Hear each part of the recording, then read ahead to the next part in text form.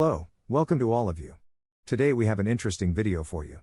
I believe this information will be valuable for your information. Don't forget to subscribe to our channel and leave a comment. The Mitsubishi Outlander was the first plug-in hybrid SUV in the world in 2013 and the first in the US when it launched in 2018. It is also distinguished by the fact it is paired with Mitsubishi's S-AWC for off-road capability. The PHEV segment has grown since, but the Outlander is the only 7-passenger option. Kia Sorento PHEV holds 6. The 2023 Mitsubishi Outlander PHEV has the potential to make the brand, and plug-in hybrids, more relevant. Mitsubishi owes its continued existence to Nissan taking a large stake in the Japanese automaker in 2016 in the wake of a fuel efficiency scandal. Mitsubishi brought its two strengths to the table, S-AWC, super all-wheel control, and its plug-in hybrid technology. Nissan and Renault were more focused on hybrids and battery electric vehicles. Nissan and Renault have not adopted Mitsubishi's PHEV technology, sticking instead with their own electrified solutions. PHEVs are seen as a bridge to full BEV.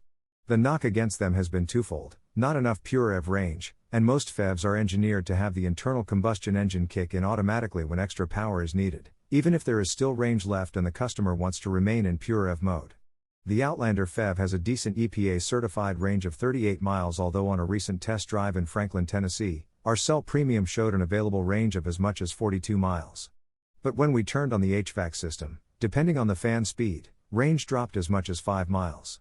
The steering wheel paddles offer 5 levels of regenerative braking, from virtually none at B0 to B5.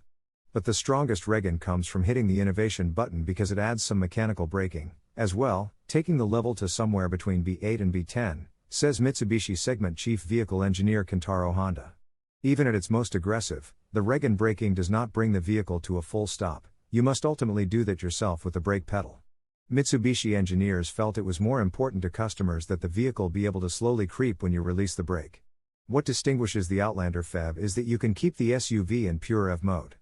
Push the EV button for a choice of normal, mix of EV and ICE, EV, pure EV, charge. Engine propels the vehicle while also adding range, or hold, keeps the current state of charge until requested for use later. Putting the SUV into charge mode, when idle, will bring it up 80% in about a half hour. Putting it in charge while highway cruising could replenish it in about an hour, depending on how you drive, because the engine will be used mostly for propulsion, with some energy siphoned to the battery. The downside: the complicated engineering and choices can be confusing for the consumer to figure out what to do when.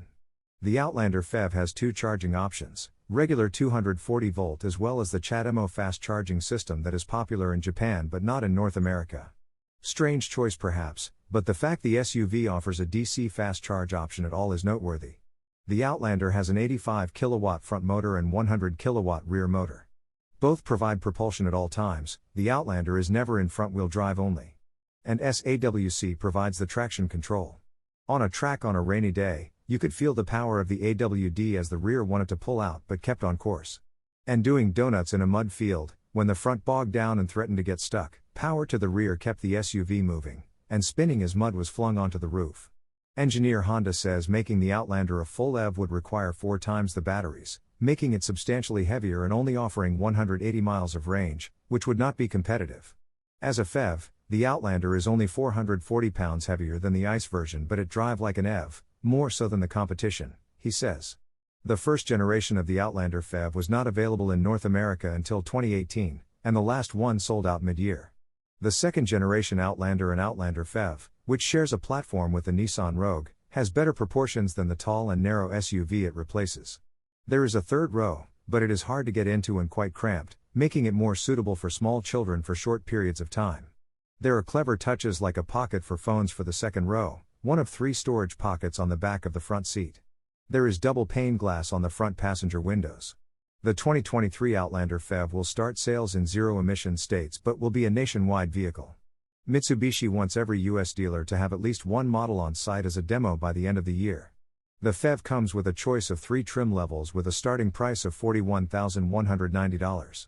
The SUV is built in Japan and there will be production constraints for a while.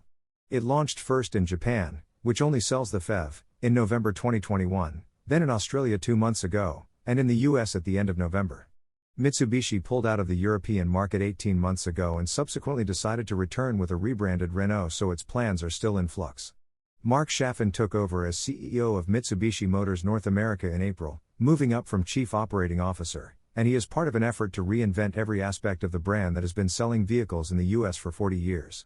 Like Nissan, Mitsubishi uprooted itself, moving its headquarters from California to Franklin, Tennessee, in 2019. A new dealer program was introduced in 2019, and so far about 75% of dealers have completed or enrolled in the program that required a full facility upgrade in anticipation of the new Outlander, which launched in April 2021, and now the Outlander PHEV, which is considered the star of the show and gateway to the brand's transformation. Sales, market share, and transaction prices are up, and the brand is attracting a more affluent buyer, Chaffin says. They have an appetite for tech. Demand for the PHEV is outpacing the ICE Outlander.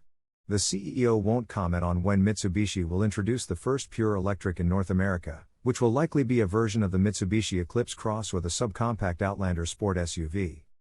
The Mitsubishi Eclipse Cross had a redesign for the 2022 model year and demand exceeds supply.